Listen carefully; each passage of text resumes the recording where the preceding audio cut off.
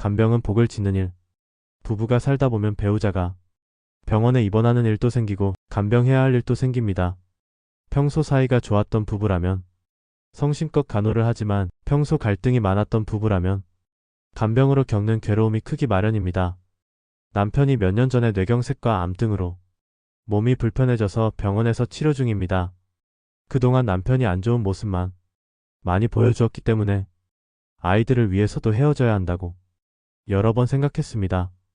이제는 이들을 키워야 하고 남편을 뒤치다꺼리할 여유도 없고 미래도 안 보여서 남편에게서 벗어나고 싶습니다. 아이들도 이혼하기를 원하고요. 남편이 아파 누워서 돈 들여 치료해야 하고 간호도 해야 하는 데다 아이들까지 키워야 하는 처지라면 힘이 많이 들 겁니다. 더군다나 싸이도 좋지 않았는데 병간호까지 하려면 갈등이 많은 거예요. 하지만 위로해 준다고 해결될 일이 아니고 조금 아프더라도 따갑게 얘기를 하자면 그런 마음으로 아이를 키우면 아이들이 훌륭한 사람이 되기 어렵습니다. 아이들도 부모가 이혼하기를 바란다고 하는데 그건 아이들이 아직 어려서 그렇지 크면 달라집니다. 어릴 때 부모가 싸우면 아이들은 보통 엄마 편이 됩니다.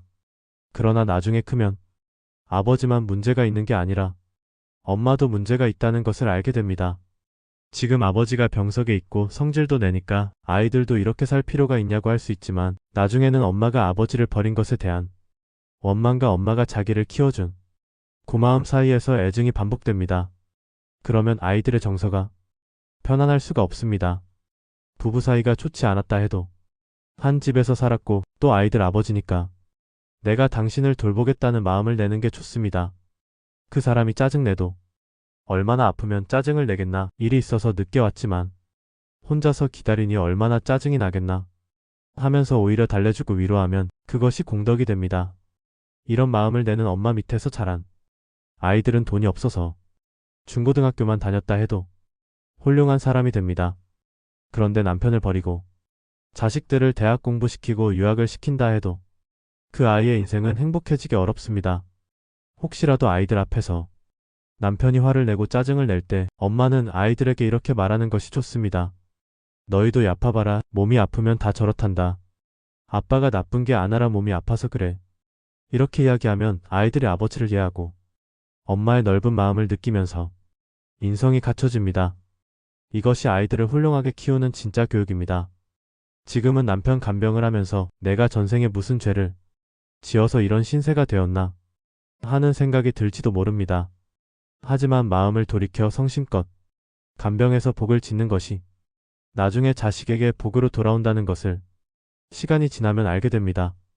한 부인은 남편이 뇌출혈로 쓰러져 인지장애로 초등학교 1학년 수준이 되었다며 하소연을 했습니다. 자신도 암삭이라 보호를 받아야 할 상황인데 남편을 돌보는 게 힘들어서 놔버리고 싶다는 겁니다. 물론 자기 몸도 안 좋은데 남편까지 돌보는 것은 힘이 들 수 있습니다.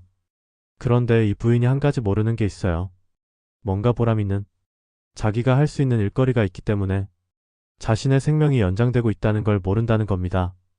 남편 때문에 내가 하루빨리 죽는 게 아니고 오히려 남편을 돌보는 일거리가 있기 때문에 죽음에 대한 두려움, 아픔, 외로움도 극복할 수 있는 거예요. 집에 가만히 있으면 더 오래 살고 잘 살 것 같지만 사람은 일이 있어서 조금 힘들더라도 움직여야 훨씬 건강하고 오래 삽니다.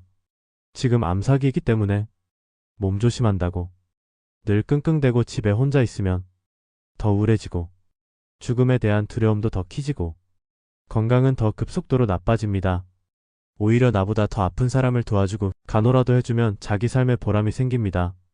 내가 누군가를 위해서 일하면 이 생명은 더 살려고 작용합니다. 그래서 지금 그 덕에 살고 있는 건데 그걸 모르고 어리석은 생각을 하는 거예요. 감사합니다. 오늘도 살았네요.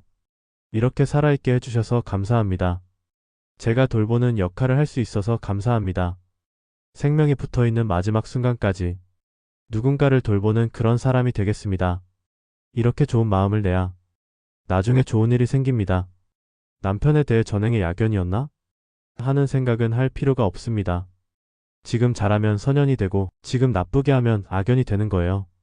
물론 지금은 좀 힘들겠지만 돌보는 마음을 내서 남편을 따뜻하게 감싸줄 때 나에게 진정한 행복이 옵니다.